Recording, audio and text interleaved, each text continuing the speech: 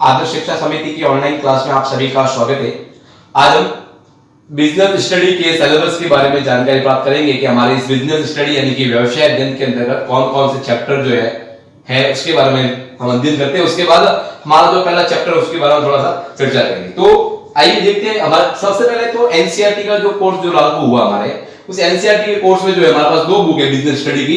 Part 1 भाग 1 यानी कि पार्ट 1 के अंदर कौन कौन सी बुक है, तो कौन कौन से चैप्टर है। तो प्रबंध की प्रकृति एवं महत्व, पहला जो चैप्टर है हमारा वो है प्रबंध की प्रकृति एवं महत्व। प्रबंध की प्रकृति एवं महत्व ये हमारा पहला चैप्टर है। उसी प्रकार से हमारा दूसरा जो चैप्टर है वो प्रबंध के सिद्धांत। प्रबंध के सिद्धांत ये हमारा दूसरा चैप्टर है। तीसरा चैप्टर है व्यावसायिक वातावरण, बिजनेस एनवायरनमेंट। इंग्लिश में इसको क्या बोलते हैं? बिजनेस एनवायरनमेंट, व्यवसायिक पर्यावरण। फिर चौथा जो चैप्टर है वो नियोजन सबसे इंपॉर्टेंट चैप्टर ये भी। और बिजनेस स्टडी यानी नियोजन को इंग्लिश में बोलते हैं प्लानिंग, बोल सकते हैं हम। क्या बोल सकते हैं? प्लानिंग। नियोजन के बाद, प्लानिंग करने के बाद हमारा जो चैप्टर रहेगा वो संगठन। बिजनेस के अंदर संगठन का बड़ा महत्व है। जब हम पढ़ेंगे तो इसके बारे में चर्चा करेंगे। संगठन के बाद जो आता है नियुक्तिकरण।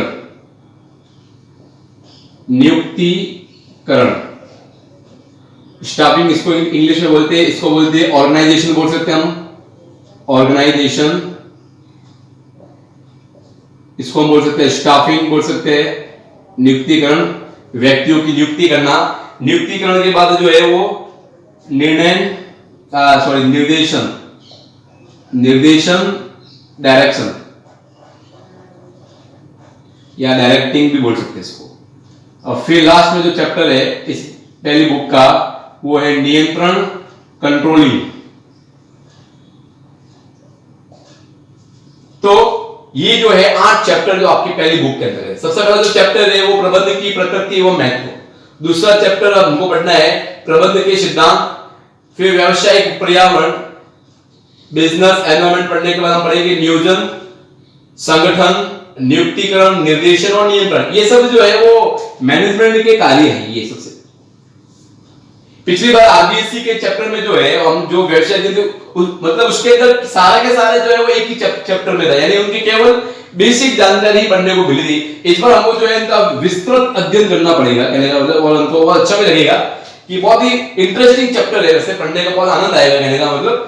तो नियोजन से लगाकर ये जो नियंत्रण तक के जो चैप्टर है ये मैनेजमेंट के कार्य पर, तो इस चीज को ध्यान में रखना है। हम जो पढ़ रहे हैं ना वो क्या चीज पढ़ रहे हैं उसके बारे में नॉलेज होना बहुत जरूरी है। ये जो चैप्टर है वो प्रबंध के कार्य है। क्या है? मैनेजमेंट के कार्य। तो प्रबंध के कार्य पूछे तो प्रबंध के कार्य ही होते हैं, वैसे और भी होते हैं, वैसे कहने का मतलब जो ये पहला चैप्टर में कवर हो जाएगा। तो नियोजन से स्टार्ट होता है, यानी मैनेजमेंट का जो कार्य है वो नियोजन से स्टार्ट होता है और नियंत्रण पे जाके खत्म होता है, कहने का मतलब। और इस प्रकार से चलता रहता है। उसी प्रकार से प्रबंध के सिद्धांत और व्यावसायिक पर्यावरण, ये ऐसा करके 8 चैप्टर जो है वो आपके भाग 1 में है। फिर हम बात करते हैं भाग 2 की बात करेंगे। तो भाग 2 में व्यावसायिक वित्त, इसमें चैप्टर है व्यवसाय वित्त, फाइनेंशियल मैनेजमेंट बोल सकते हैं। वित्त यानी कि फाइनेंस की किस प्रकार से हम जो है वो जरूरतों को पूरा कर सकते हैं, इसके बारे में जानकारी मिलेगी। उसके बाद वित्तीय बाजार, फाइनेंशियल मार्केट, वित्तीय बाजार क्या क्या होता है उसके बारे में चर्चा करेंगे। और वित्तीय बाजार के बाद जो तीसरा जो चैप्टर है वो है विपणन, मार्केटिंग एक कॉमन सा शब्द है जो हमको सबको मालूम है। विपणन को इंग्लिश में क्या बोलते हैं? मार्केटिंग बोलते हैं। क्या बोलते हैं? हमारा मार्केटिंग। अच्छा चैप्टर है ये भी। और सबसे लास्ट में आता है उपभोक्ता संरक्षण, कंज्यूमर प्रोटेक्शन। उपभोक्ता संरक्षण, कंज्यूमर प्रोटेक्शन, ऐसे करके टोटल 12 चैप्टर हो गए। 12 चैप्टर का हमको व्यवस्थित तरीके से, विस्तृत तरीके से हमको पढ़ना है। कोशिश ये करनी है कि वीडियो को देखते ही समझ में आ जाए। अगर आपको वीडियो को देखने के बाद भी जो है वो अगर चैप्टर समझ में नहीं आ रहा है तो उस वीडियो को बार बार देखें, 2-3 बार देखेंगे तो उस वीडियो को समझ लेंगे।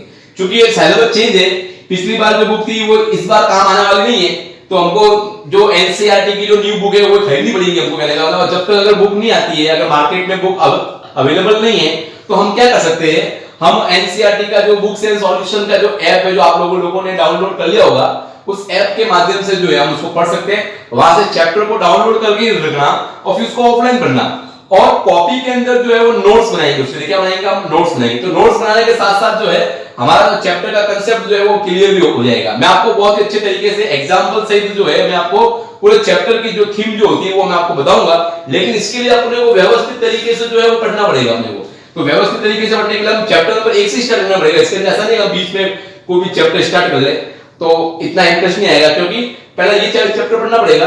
सब मिला के ये चैप्टर जो है, ये वाली बुक जो है वो मैनेजमेंट को रिलेटेड है, तो मैनेजमेंट को पढ़ना है तो मैनेजमेंट का ए से हमको पढ़ना पड़ेगा, और ए से लगाकर हम जेड तक मैनेजमेंट के बारे में जो भी होता है उसके बारे में हम चर्चा करेंगे। तो देखते हैं, पहला चैप्टर पढ़ते हैं हम थोड़ा सा कि प्रबंध की प्रकृति एवं महत्व के बारे में, उसके बारे में हम क्या क्या पढ़ सकते हैं और उसके अंदर क्या क्या चीजें होती है उसके बारे में चर्चा करते हैं। तो हमारा जो पहला जो चैप्टर है उस चैप्टर का नाम है प्रबंध की प्रकृति। प्रबंध की प्रकृति एवं महत्व। प्रबंध की प्रकृति, प्रबंध की प्रकृति एवं महत्व। Nature and significance of management. Management से आप क्या तात्पर्य है, आपने देखा होगा मैनेजमेंट, मैनेजर, ये दो शब्द तो आपने सुने होंगे ना। मैनेजमेंट इंग्लिश में आपको ज्यादा समझ में आएगा, मैनेजमेंट, मैनेजर। मैनेजमेंट को बोलते हैं प्रबंध, हिंदी में इसको क्या बोलेंगे, प्रबंध बोलेंगे, और इसको प्रबंधक बोलेंगे। दो शब्द से वापिक होंगे। आपने देखा होगा हमारे विद्यालय के अंदर जो हमारे प्रधानाचार्य जो है वो स्कूल के मैनेजमेंट करता होते हैं, वो एक प्रकार से स्कूल के मैनेजर है। क्योंकि स्कूल का मैनेजमेंट जो है, स्कूल में क्या डेवलप करना है, कौन सी चीजें से, एजुकेशन से रिलेटेड हो या बिजनेस और किसी चीज से रिलेटेड हो, वो सारा काम को देखेगा, प्रिंसिपल देखेगा। करने का मतलब प्रिंसिपल क्या हो गया, मैनेजर हो गया एक प्रकार से। हालांकि एजुकेशन के हिसाब से उसको प्रधानाचार्य बोलते हैं, हेडमास्टर बोलते हैं, प्रिंसिपल बोलते हैं, बट वो है तो मैनेजमेंट करता है ना। तो जो मैनेजर जो का काम ही होता है मैनेजमेंट करना है। तो मैनेजर जो कुछ भी कार्य करता है, मैनेजर जो होता है वो जो कुछ भी कार्य करता है वो मैनेजमेंट कहलाता है। क्या कहलाता है, मैनेजमेंट कहलाता है। यानी मैनेजर के द्वारा किया गया कार्य, एक परिभाषा बना सकते हैं कि मैनेजर के द्वारा किया गया कार्य जो है वो मैनेजमेंट कहलाएगा। क्या कहेगा, मैनेजर के द्वारा, यानी कि प्रबंधक द्वारा। प्रबंधक जो भी कार्य करता है, प्रबंधक जो भी कार्य करता है वह प्रबंध कहलाता है, वो प्रबंध कहलाता है। ये बेसिक परिभाषा है, ध्यान में रखेंगे। कहने का मतलब एग्जाम में, तो एग्जाम पॉइंट ऑफ व्यू से अगर देखें तो बहुत सी प्रबंध शास्त्री यहाँ हुए, कौन हुए, प्रबंध शास्त्री। जैसे अर्थशास्त्री होते हैं, लेखा शास्त्री होते हैं, वैसे प्रबंध शास्त्री। सारे के सारे प्रबंध शास्त्री जो है लगभग जो हम पढ़ेंगे वो बाहर फॉरेनर है सब। इंडिया का एक भी जो है वो प्रबंध शास्त्री नहीं मिलेगा अपने को, ज्यादातर अपने को फॉरेनर ही मिलेंगे। तो प्रबंधक जो भी कार्य करता है वो प्रबंध कहलाता है। तो मैनेजमेंट केवल बिजनेस में जरूरत नहीं होती है, मैनेजमेंट की जरूरत जो है वो स्कूलों में होती है, अस्पतालों में होती है, संगठनों में होती है, संस्थाओं में होती है, सब जगह होती है। मैनेजमेंट का कार्य सब जगह होता है। आज हमारा देश का जो मैनेजमेंट है वो कौन कर रहा है, माननीय श्री प्रधानमंत्री नरेंद्र मोदी जी कर रहे हैं, वो देश का प्रधानमंत्री है। उसी प्रकार राजस्थान की बात करें तो राजस्थान का मैनेजमेंट करता कौन है, राजस्थान के जो डेवलप के लिए जो सोचने वाला जो है वो अशोक गहलोत हमारा मुख्यमंत्री जो है। तो उसी प्रकार से मैनेजमेंट की जरूरत जो है वो सब जगह होती है, कहने का मतलब। और इसकी जरूरत जो है केवल जो है वो बिजनेस रिलेटेड से नहीं होती है, बिजनेस को छोड़कर सभी वर्गों में इसकी जरूरत होती है, कहने का मतलब ये मैनेजमेंट के बारे में। तो अब एक और चीज बताता हूं आपको, यहाँ एक संगठन शब्द बार बार अपने को पढ़ने को मिलेगा, संगठन। अब इसके बारे में ज्यादातर अध्ययन जो है हम क्या बोलते हैं उसको, जब हम चैप्टर पढ़ेंगे तो बताएंगे, क्योंकि संगठन हमारे पास एक अलग से चैप्टर है। संगठन यानी कि ऑर्गेनाइजेशन। संगठन में क्या होता है, संगठन जो है वो मैनेजमेंट की रीढ़ की हड्डी है। पहले तो एक बात ध्यान लो, संगठन क्या है, मैनेजमेंट की एक रीढ़ की हड्डी है, रीढ़ की हड्डी, मैनेजमेंट की रीढ़ की हड्डी है। तो संगठन के अंदर सारे डिसाइड होते हैं कौन क्या काम करेगा, कौन क्या काम नहीं करेगा, किसके क्या अधिकार रहेंगे, क्या राइट्स रहेंगे और किसकी क्या रेस्पॉन्सिबिलिटी रहेगी उस कार्य को पूरा करने के लिए। ये सारी चीजें जो है वो संगठन के अंदर जो है होता है। यानी संगठन का एक बिजनेस का एक आकार ले लो। अब बिजनेस का आकार यानी कि संगठन का आकार चाहे छोटा हो या बड़ा हो, संगठन का आकार चाहे छोटा हो या बड़ा हो, सभी में मैनेजमेंट की जरूरत पड़ती है। संगठन का आकार, संगठन का आकार छोटा हो या बड़ा हो, संगठन का आकार छोटा हो या बड़ा हो, सभी में प्रबंध की जरूरत तो पड़ती है, प्रबंध की जरूरत पड़ती है। संगठन चाहे छोटा हो या बड़ा हो, प्रबंध की जरूरत यानी मैनेजमेंट की जरूरत जो है वो सब जगह पड़ती है। इसका पूरा विशेष तौर पर अपने को ध्यान में रखना है। ठीक है। अब जो मैनेजमेंट यहां चलता है हिंदुस्तान के अंदर, वो मैनेजमेंट जो है वो जापान, अमेरिका, रूस, चीन सब जगह चलता है। ठीक है। ऐसा नहीं कि यहाँ का मैनेजमेंट अलग है, अमेरिका का मैनेजमेंट अलग है, जापान का मैनेजमेंट अलग है, हॉस्पिटल, लेकिन ठीक है मैनेजमेंट सब में होता है। कहने का मेरा कहने का मतलब ये कि मैनेजमेंट की जरूरत जो है वो सब जगह होती है, लेकिन हाँ अलग अलग इस प्रकार से हो सकता है कि देश की रीति रिवाजों के अनुसार या संस्कृति के अनुसार काम करने का ढंग जो है वो अलग हो सकता है, बट मैनेजमेंट होता है। मैं आपको कहने का मतलब ये बता रहा हूं कि मैनेजमेंट की जरूरत सब जगह होती है, हर देश में होती है, हर राज्य में होती है, हर जिले में होती है, हर गांव में होती है, हर शहर में होती है। मैनेजमेंट तो चाहिए ही चाहिए। कलेक्टर भी बैठा है तो वो कलेक्टर जो है वो जिले का मैनेजमेंट करता है, जिले के अंदर क्या चीज होनी चाहिए और क्या चीज नहीं होनी चाहिए उसके बारे में देखता है। तो ऑल ओवर जो है बिजनेस चाहे छोटा हो बड़ा हो या बिजनेस नहीं भी हो तो भी जो है मैनेजमेंट की जरूरत जो है वो सब जगह होती है। एक छोटा सा उदाहरण देखते हैं, मैं आपको आपके बुक में दे रखा होगा वैसे।